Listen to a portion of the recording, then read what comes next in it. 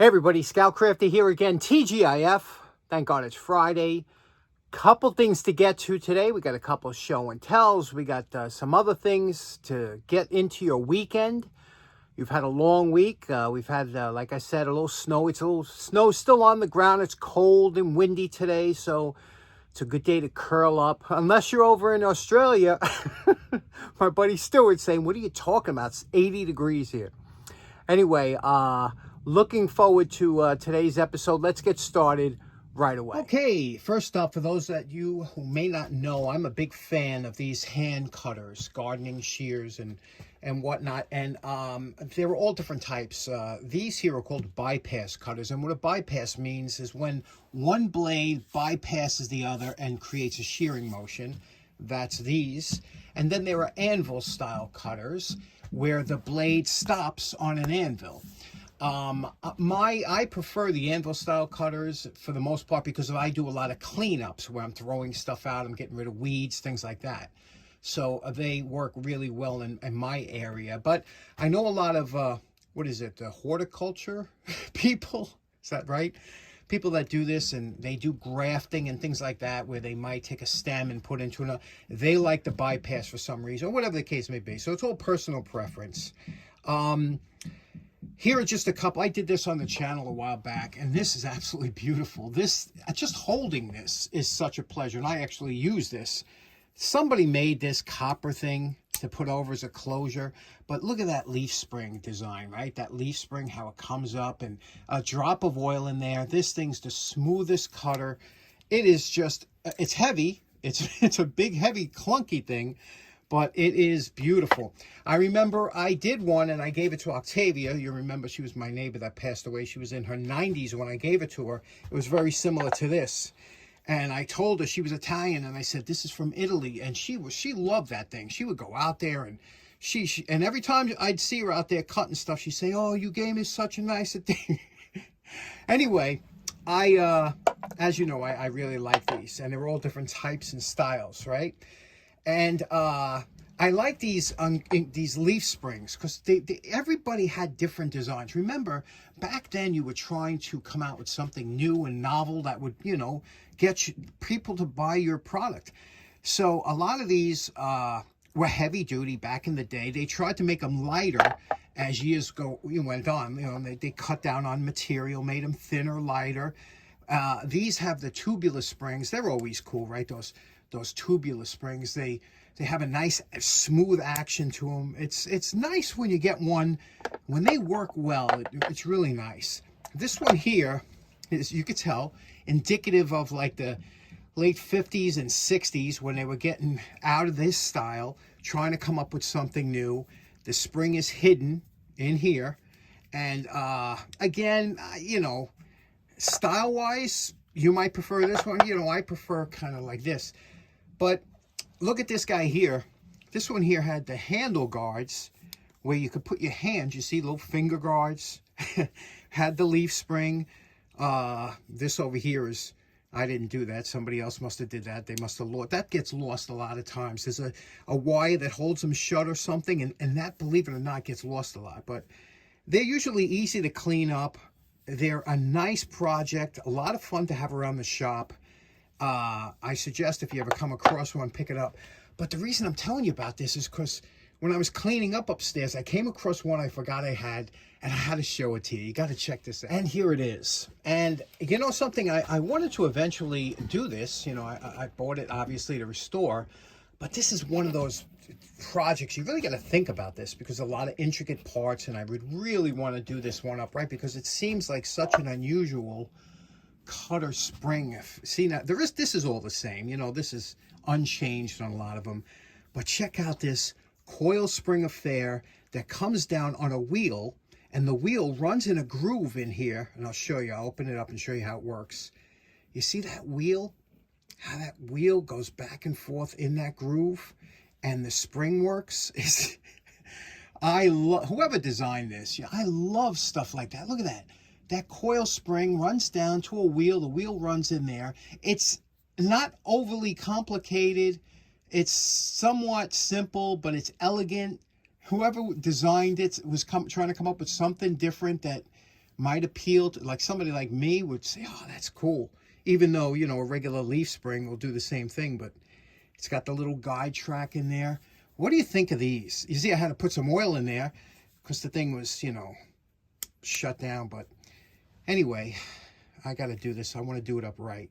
Isn't that beautiful? Okay, next up, we did this last episode. A lot of people enjoyed it. And two things. First of all, when I took off all the nickel plating, which a lot of times nickel plating would always peel off and whatever, that remains with steel. Now, a lot of these pliers, most of them years ago, came polished steel from the factory, which is just like this. And that's why they all, you know, kind of rusty. Old pliers are kind of rusty because if you leave this outside or you don't wipe it down or whatever, it will tarnish and rust eventually, or if you don't coat it. But I prefer that than chipping nickel, you know.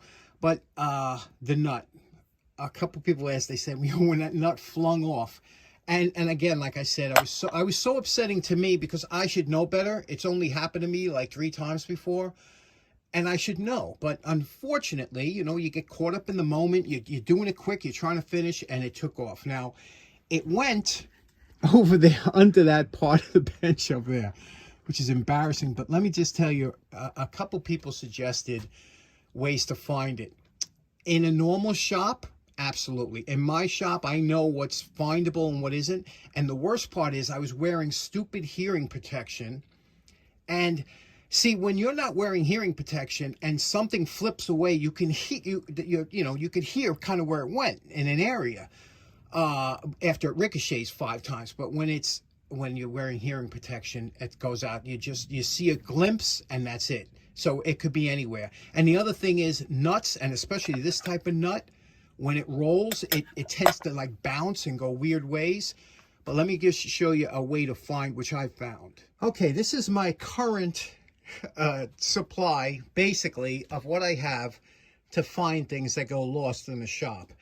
The first thing, and really important, believe it or not, is a good spotlight flashlight, high intensity, because this helps you focus. Believe it or not, you can have a bright shop like I do. I got a bright shop, but if this helps you focus, this is a tremendous help in finding stuff, especially if you're looking under a bench or something. And of course the magnets. Now the problem is I got a lot of stuff under the benches and other junk and stuff. So you stick one of these under there and God knows what you come back with. But this is obviously the telescoping one, which, you know, these are really handy, and it pays for itself. If you don't have one of these, you need to get one. This one here is a one that was I don't know, I found it somewhere and I just put a handle on it, you know, I screwed it in, but this is a pretty powerful one for picking up or a larger area or something. These here are very interesting. This is it says 16-pound magnetic pickup, and how this works, it's very interesting. There's a magnet in here, and this is aluminum, and this is good if you need to put nuts and bolts back into something. Let me show you how that works. Now, this comes in especially handy if you have something that's a little bit more difficult to pick up, like sharp items like these Tacks or whatever. And you see here, you take this like this. Now that it's already magnetized with this in the bottom, you take this, you place it down on the bottom, it picks up the metal, and then you bring it to wherever you want, and then you pull the handle up. Watch, when I pull the handle up, it releases. Isn't that cool? Again, picks it up, take it to where you want, release. Absolutely ingenious. These are definitely worth having, inexpensive. Last up, this is probably the best item that you can get if you had to pick one of these, because this thing is fantastic. And again, this is where Harbor Freight shines. You know, if you buy this, something like this, you could run, this is cheap in Harbor Freight. And all it is a magnet on an extendable pole. There's a wing nut here with a welded nut. You take this out, and it doesn't pull out, so you don't have to worry about losing it. But it extends to about 4.5 feet. See this here? It's a nice long extension, and it's got a fairly strong magnet, so you don't have to be right on top of it. Let me show you what it looks like magnetic-wise. Okay, here's a couple nuts just to show you what the how far you'd have to be. See, you can see here, it does pick it up very quickly, and it is strong. You can see here, it's not coming off. It's a good magnet. Let me show you a pro tip. Okay, here's a pro tip. Let's say a lot of times you got to pick up a bunch of nuts or bolts. You take a plastic bag, turn it inside out, or you're eventually going to have to turn it inside out. So put a plastic bag over the magnet like this, pick up your nuts like this, turn the bag inside out like this, and your nuts will be inside the bag here. See? There we go. Pull that off. Your magnet stays clean, and you have your nuts or bolts or tacks or whatever inside the bag. Pro tip. Okay, next up, one thing I wanted to talk about, speaking of magnets and tools. First off, we all know the humble, beloved nail that we've all used our whole lives, right? But this is a pretty new invention, believe it or not. And I know what you're thinking. You're going, nails go back millions of years. I'm talking about this type of nail with a round shank. See, years ago, nails were always either hand-forged by a blacksmith, and even when they started making nails with machines, they were cut nails, which a lot of you are familiar with these type of nails, okay? And the reason is because the square profile is a much better profile for holding in wood than a round profile. A round profile, as we all know, wood looks something like this here. You know, like it's a grain that runs up and down. And if you look at the top of the grain here, when you put a nail in, if you were to look at it with a microscope, it splits the wood, the fibers, and it's really only holding on two sides, you know, and the rest of the fibers go around it. Whereas a square, like a railroad spike or a cut nail, punches through. You can see they don't have points at the tip, and it punches through the wood and it secures with here, and it's a much stronger hold. So that brings me to one of my most beloved pieces of hardware is the Tack. Now, a lot of you might never have used a Tack before. Some of you have. A Tack is a small nail that's a cut type nail, which you can see it's a square profile. And they have tremendous holding power for the size. Upholsterers use them a lot, but also in the carpet industry. If you've ever tried to pull up a tack strip around the carpet, a carpet goes like wall to wall. They put a tack strip around the edge of the wall, and then the carpet meets up to that. And if you ever try to pull one of these tacks out of the floor or whatever, they are extremely strong in holding. And I want to show you something that's really interesting. A lot of you might not have used these, and a lot of you don't know about the beautiful tack hammer. Okay, what you're looking at here is a Craftsman tack hammer. I bought this when I was a young man. It's got a square face, a little bevel on the edge. You see that split in the back? Very interesting. It's magnetic. Looks almost like a tuning fork. How this works is you take this like this, you just place it over the tack. It will put the tack on there, ready to strike. You see that? So you could just take it, you could put it down. Same thing, you pick up another one, put it down, pick up another one, put it down. And that's why upholsterers can do so. It's amazing to watch these guys use this. They pick up a tack, they put it down. It's a lot of fun once you learn how to use one of these. And I'm telling you, you're going to want one, but takes a little practice to get used on how you position it over the tack itself, but it's just so much fun to use, isn't it? Now, years ago, tacks were so popular that a lot of tools had tack removers built into them, pliers, and they had special tools just for removing tacks, things that look like this, that had a handle you can get in and pop them up, and hammers. On the back of hammers, they had, like this Craftsman here, they had, a lot of times you see one of them has a small little cut in there, and that's meant for tacks. You can see you can get under that tack like that and pull it up. However, when you get a good tack removing tool like this here, this beautiful, and now you know why I get so nuts about certain tools, because they were just beautifully designed. This is an Enders USA. It says D2601, wear safety goggles. Can you see that on there? I think you could see it.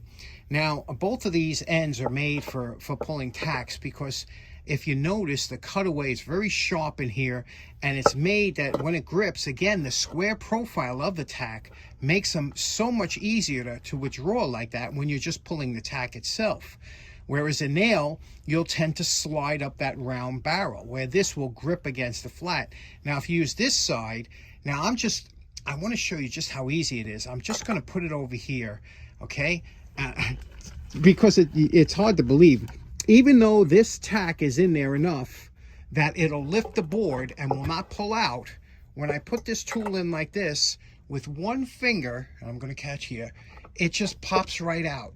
They're so easy to remove using the right tool that when you find a good tack puller, you're going to want it, you know, and that's why this is such a valuable tool to anybody that uses tacks.